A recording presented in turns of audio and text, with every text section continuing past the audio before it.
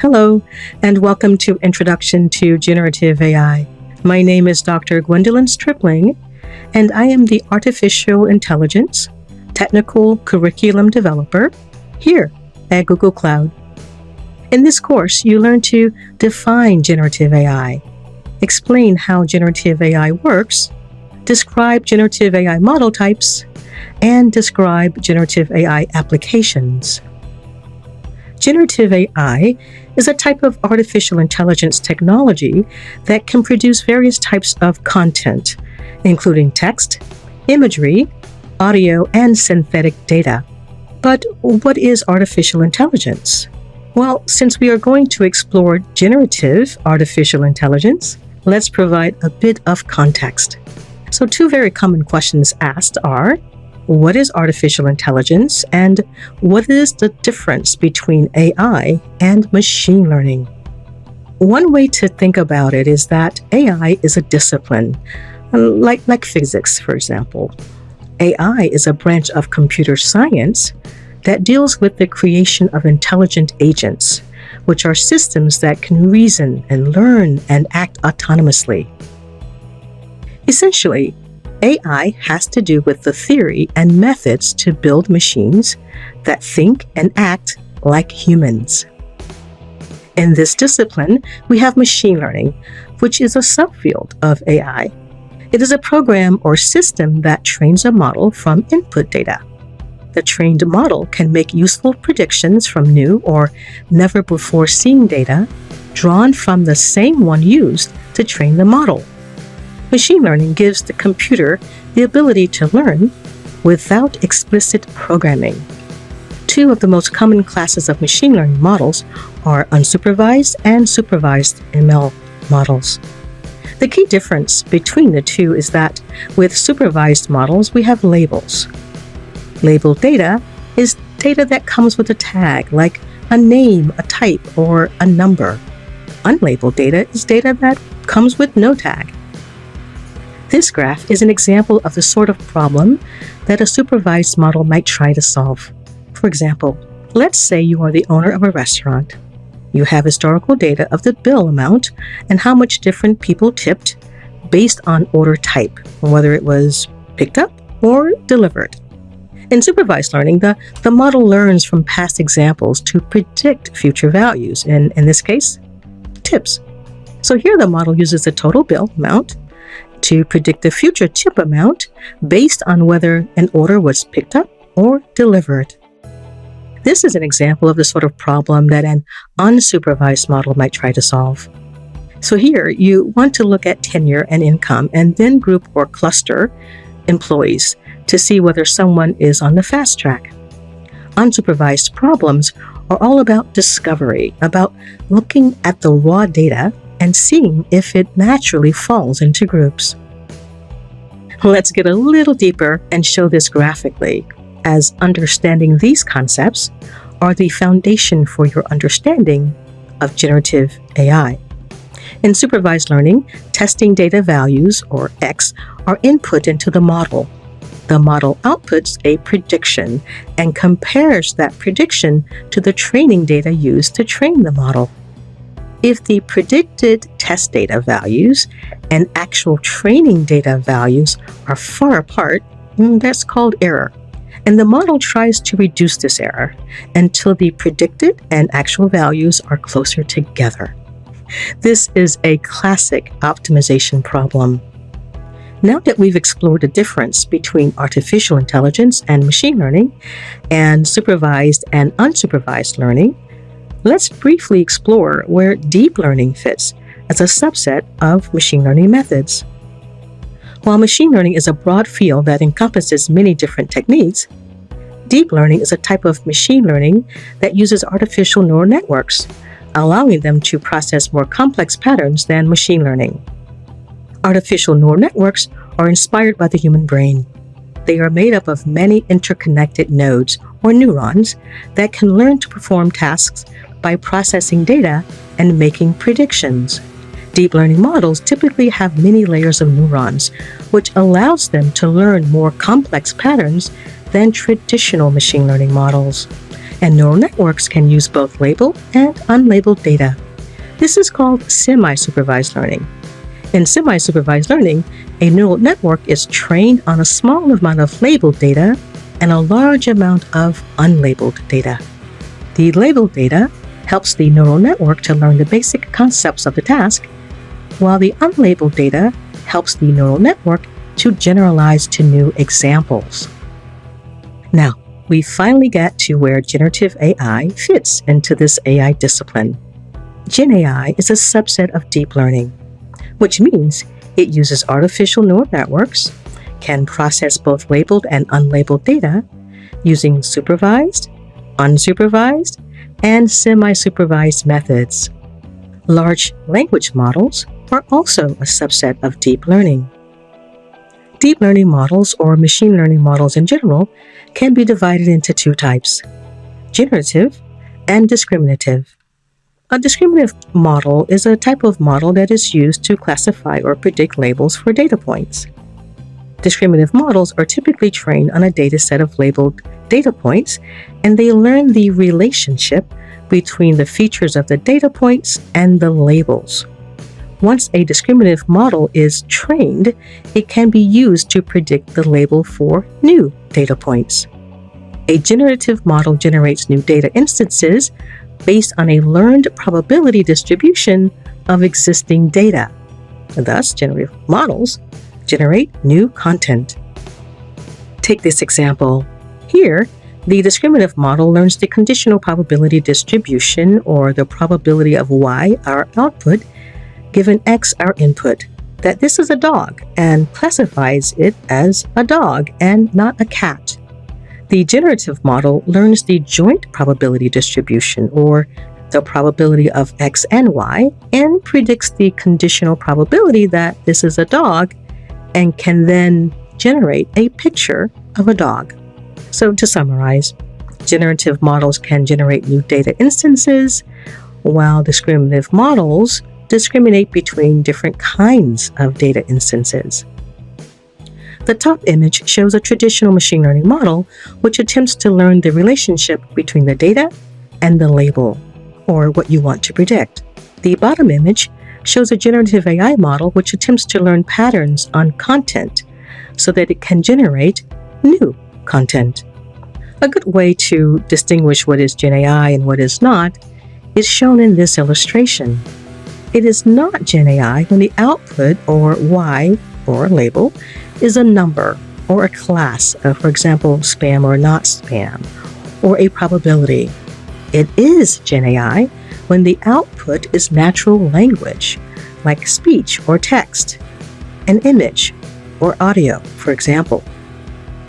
Visualizing this mathematically would look like this. If you haven't seen this for a while, the y is equal to f of x equation calculates the dependent output of a process given different inputs. The y stands for the model output, the f embodies the function used in the calculation, and the x represents the input or inputs used for the formula. So the model output is a function of all the inputs. If the y is a number, like predicted sales, it is not Gen AI. If y is a sentence like define sales, it is generative, as the question would elicit a text response.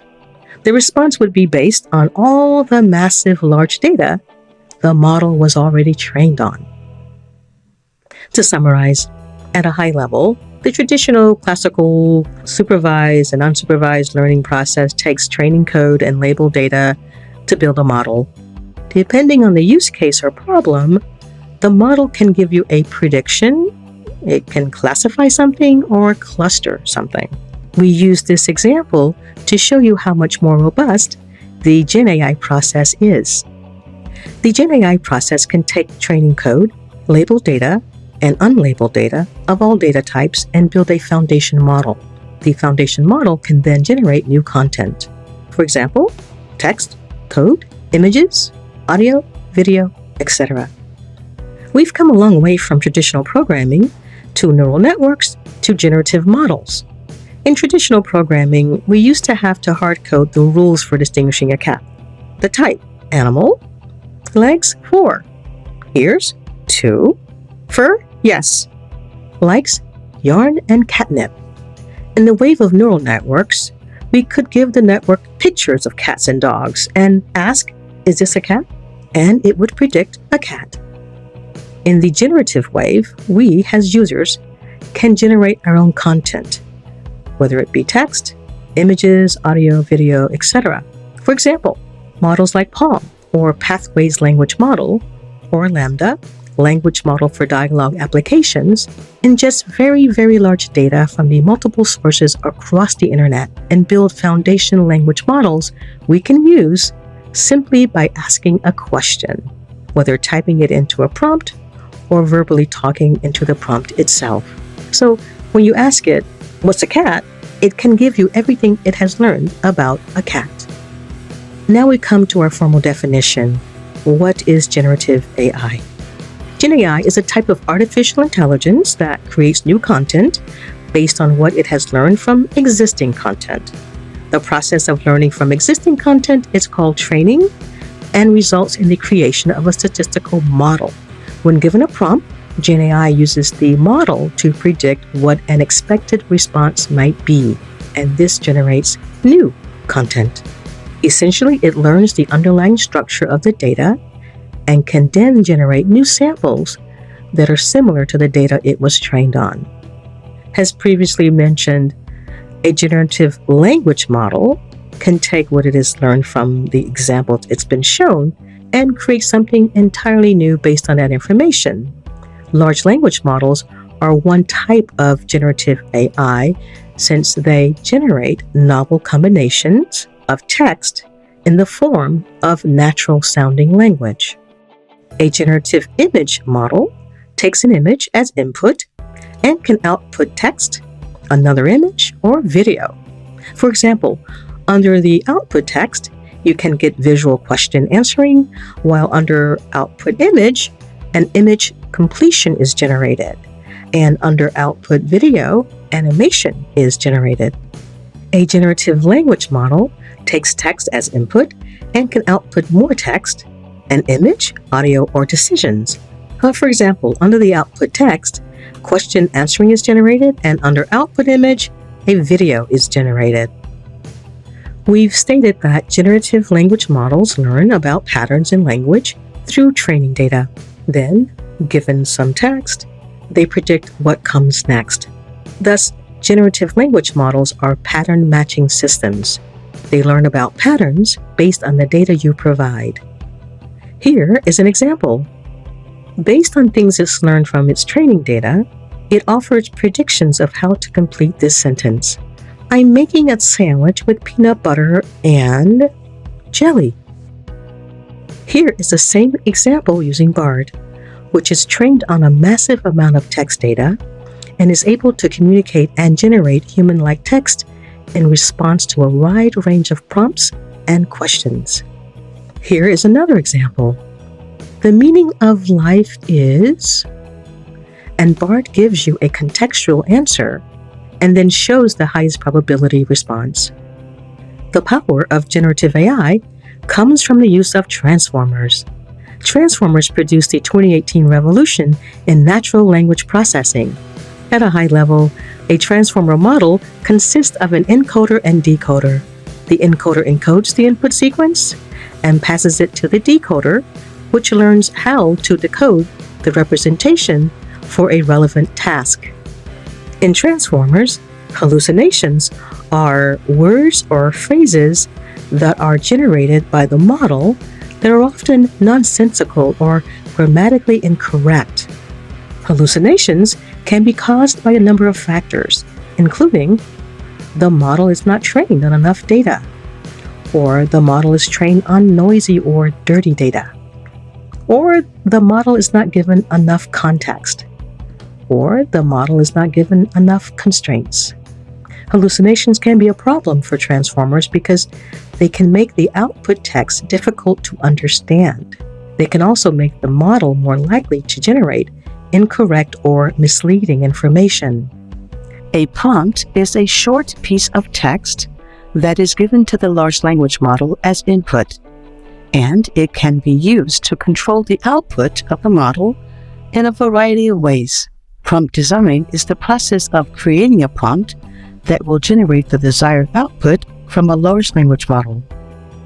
As previously mentioned, Gen AI depends a lot on the training data that you have fed into it, and it analyzes the patterns and structures of the input data and thus learns. But with access to a browser-based prompt, you, the user, can generate your own content. We've shown illustrations of the types of input based upon data. Here are the associated model types. Text-to-text. Well, text-to-text models take a natural language input and produces a text output. These models are trained to learn the mapping between a pair of text, e.g., for example, translation from one language to another. Text-to-image. Text-to-image models are trained on a large set of images, each captioned with a short text description. Diffusion is one method used to achieve this. Text-to-video and text-to-3D. Text-to-video models aim to generate a video representation from text input. The input text can be anything from a single sentence to a full script, and the output is a video that corresponds to the input text. Similarly, text-to-3D models generate three-dimensional objects that correspond to a user's text description. For example, this can be used in games or other 3D worlds. Text-to-task. Text-to-task models are trained to perform a defined task or action based on text input. This task can be a wide range of actions such as answering a question, performing a search, making a prediction, or taking some sort of action. For example, a text-to-task model could be trained to navigate a web UI or make changes to a doc through the GUI. A foundation model is a large AI model pre-trained on a vast quantity of data designed to be adapted or fine-tuned to a wide range of downstream tasks, such as sentiment analysis, image captioning, and object recognition. Foundation models have the potential to revolutionize many industries, including healthcare, finance, and customer service. They can be used to detect fraud and provide personalized customer support. Vertex AI offers a model garden that includes foundation models. The language foundation models include Palm API for chat and text. The vision foundation models include Stable Diffusion, which has been shown to be effective at generating high-quality images from text descriptions. Let's say you have a use case where you need to gather sentiments about how your customers are feeling about your product or service. You can use the classification task sentiment analysis task model for just that purpose. And what if you needed to perform occupancy analytics? There is a task model for your use case. Shown here are Gen AI applications. Let's look at an example of code generation, shown in the second block under code at the top.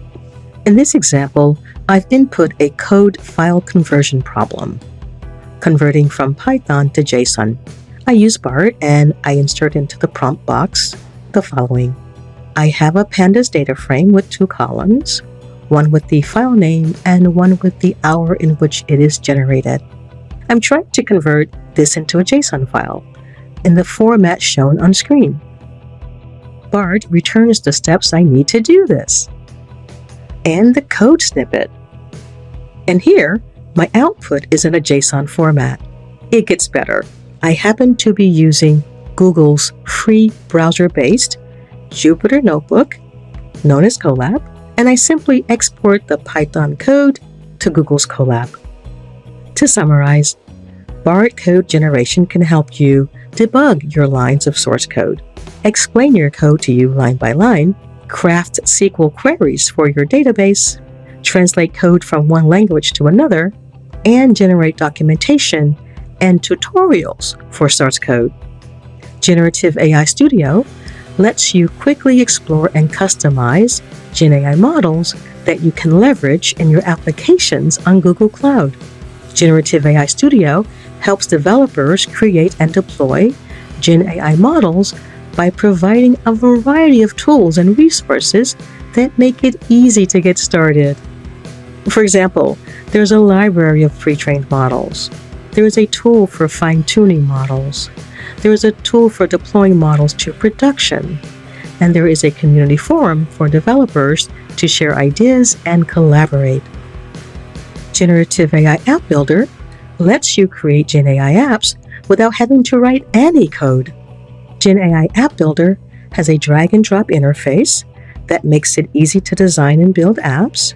It has a visual editor that makes it easy to create and edit app content. It has a built-in search engine that allows users to search for information within the app. And it has a conversational AI engine that helps users to interact with the app using natural language. You can create your own digital assistants, custom search engines, knowledge bases, training applications, and much more. Palm API lets you test and experiment with Google's large language models and Gen AI tools. To make prototyping quick and more accessible, developers can integrate Palm API with Maker Suite and use it to access the API using a graphical user interface. The suite includes a number of different tools, such as a model training tool, a model deployment tool, and a model monitoring tool. The model training tool helps developers train ML models on their data using different algorithms. The model deployment tool helps developers deploy ML models to production with a number of different deployment options. The model monitoring tool helps developers monitor the performance of their ML models in production using a dashboard and a number of different metrics.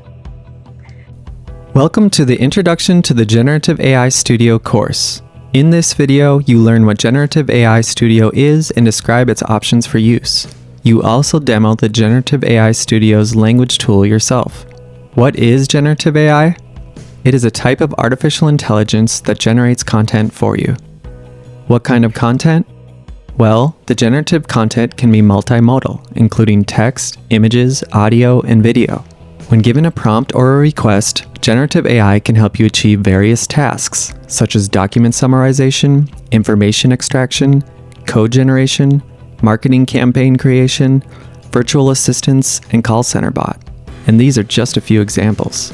How does AI generate new content? It learns from a massive amount of existing content. This includes text, audio, and video. The process of learning from existing content is called training, which results in the creation of a foundation model. An LLM, or large language model, which powers chatbots like Bard, is a typical example of a foundation model. The foundation model can then be used to generate content and solve general problems, such as content extraction and document summarization. It can also be trained further with new datasets in your field to solve specific problems, such as financial model generation and healthcare consulting. This results in the creation of a new model that is tailored to your specific needs. How can you use the foundation model to power your applications? And how can you further train or tune the foundation model to solve a problem in your specific field? Google Cloud provides several easy-to-use tools that help you use generative AI in your projects with or without an AI and machine learning background. One such tool is Vertex AI.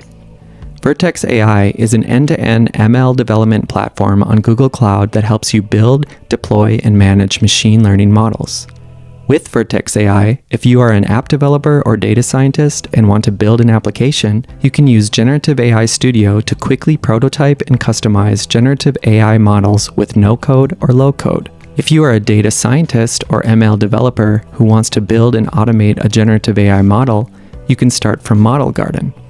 Model Garden lets you discover and interact with Google's foundation and third-party open source models and has built-in ML ops tools to automate the ML pipeline. In this course, you focus on Generative AI Studio. Generative AI Studio supports language, vision, and speech. The list grows as you are learning this course. For language, you can design a prompt to perform tasks and tune language models. For vision, you can generate an image based on a prompt and further edit the image. For speech, you can generate text from speech or vice versa. Let's focus on what you can do with language in Generative AI Studio.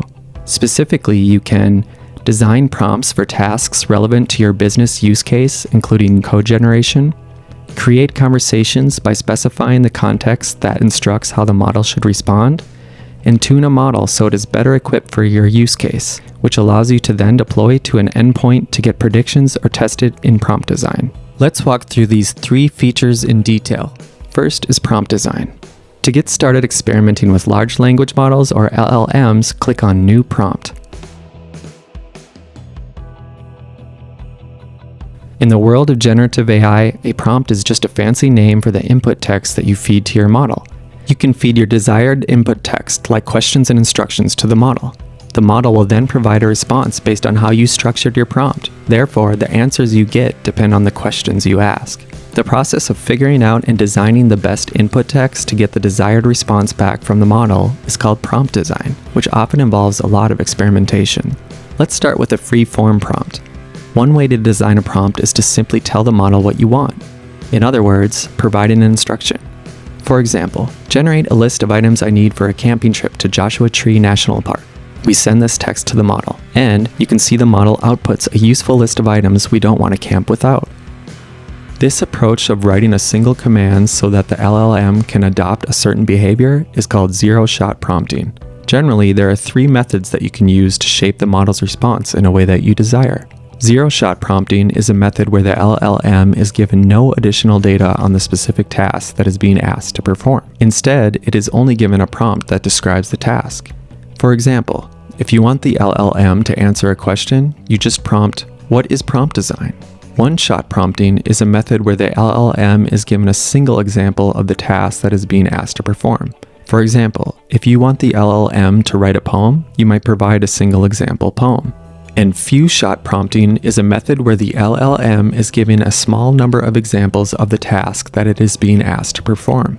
For example, if you want the LLM to write a news article, you might give it a few news articles to read. You can use the structured mode to design the few-shot prompting by providing a context and additional examples for the model to learn from.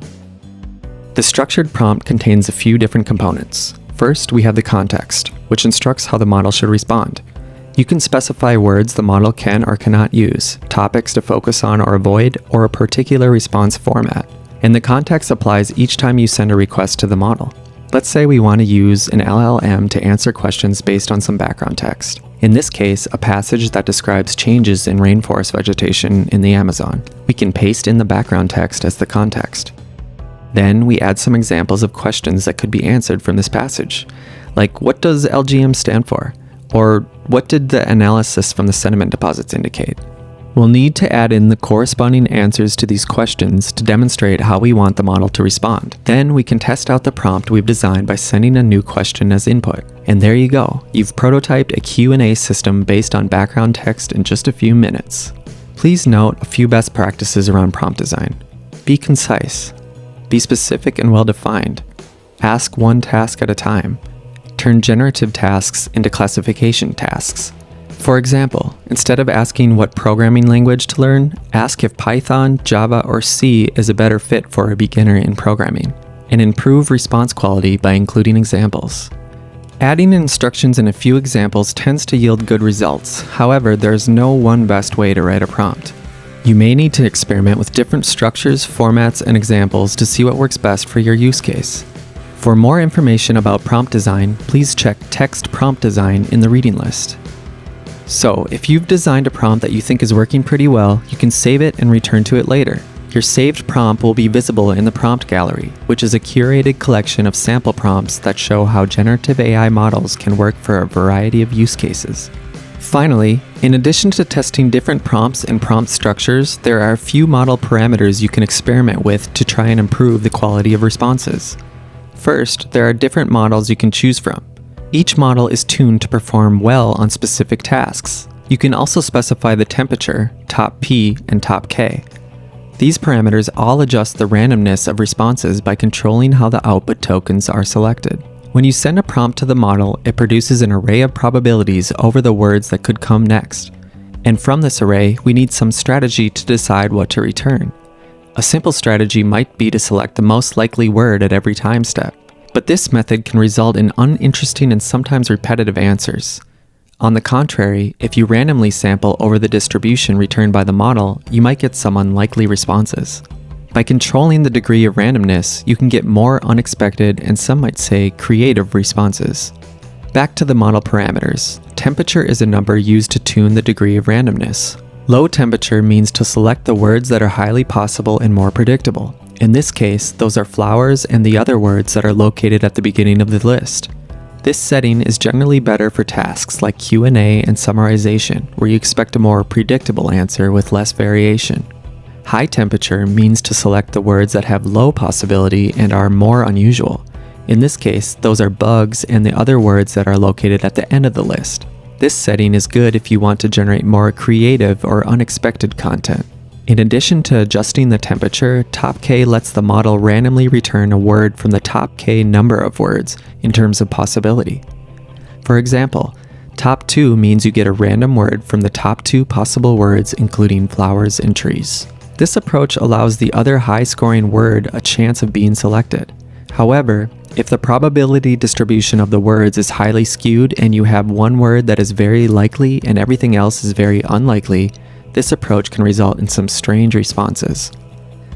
The difficulty of selecting the best top K value leads to another popular approach that dynamically sets the size of the shortlist of words. Top P allows the model to randomly return a word from the top P probability of words.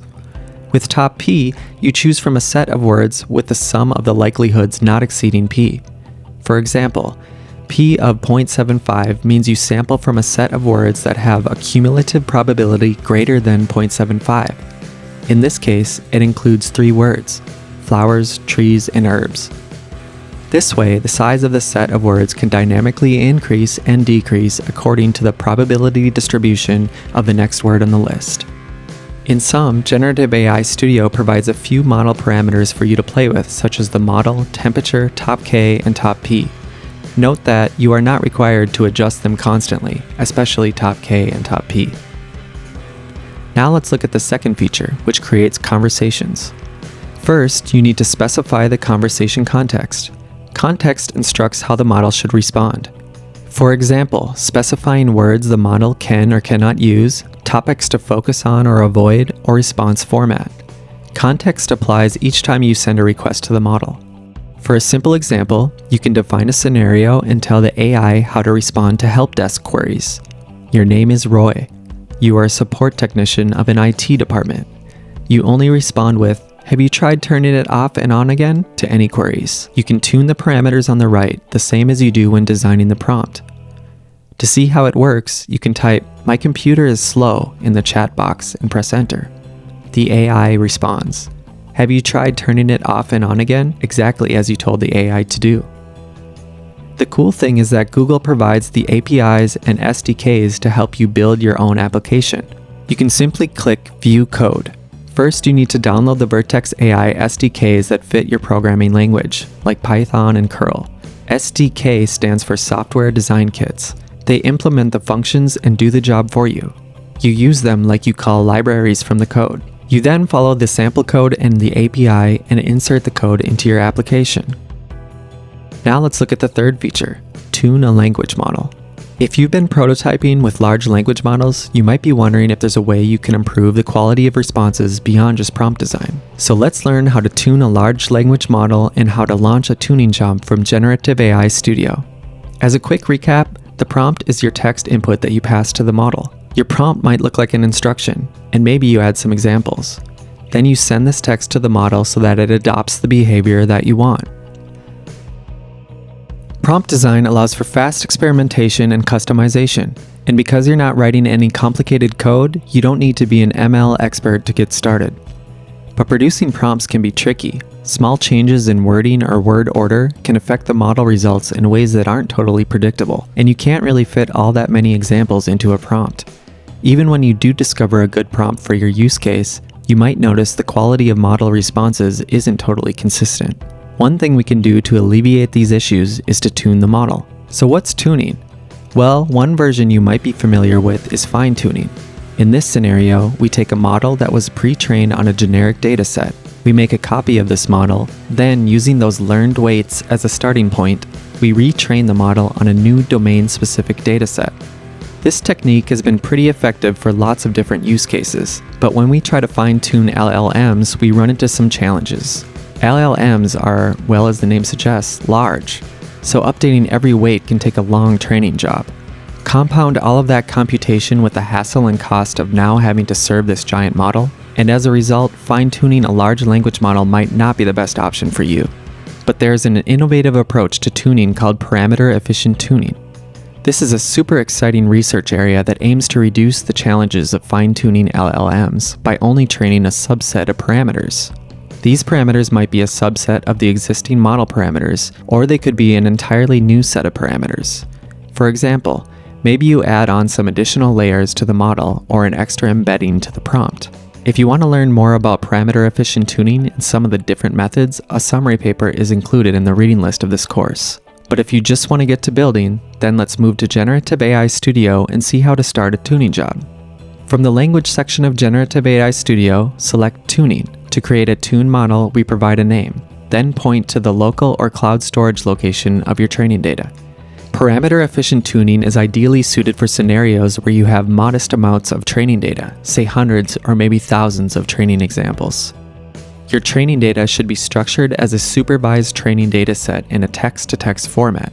Each record or row in the data will contain the input text, in other words, the prompt, which is followed by the expected output of the model. This means that the model can be tuned for a task that can be modeled as a text-to-text problem. After specifying the path to your dataset, you can start the tuning job and monitor the status in the Google Cloud Console.